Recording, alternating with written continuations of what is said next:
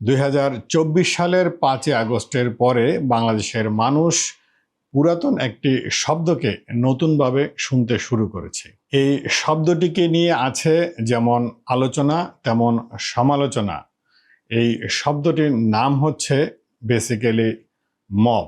বর্তমান প্রেক্ষাপটে এই শব্দটিকে কেউ বলছে মবক্রেসি, কেউ বলছে মব জাস্টিস, কেউ বলছে মব অপসংস্কৃতি, কেউ বলছে মব সংস্কৃতি। আসলে এই মব শব্দটির অর্থ হচ্ছে কেউ ব্যক্তিগতভাবে অথবা সংঘবদ্ধভাবে অন্যায় করে কারো উপরে অত্যাচার করা অথবা বিচার বহির্ভূত কোনো অপকর্ম অত্যাচার করাকেই বলে মব। এটাকে এক একজনে এক একভাবে প্রয়োগ করে এই শব্দটিকে। যেমন ইতিমধ্যে আমি বলেছি, কেউ বলছে মব জাস্টিস, কেউ বলছে মব সংস্কৃতি, কেউ বলছে মব অপসংস্কৃতি।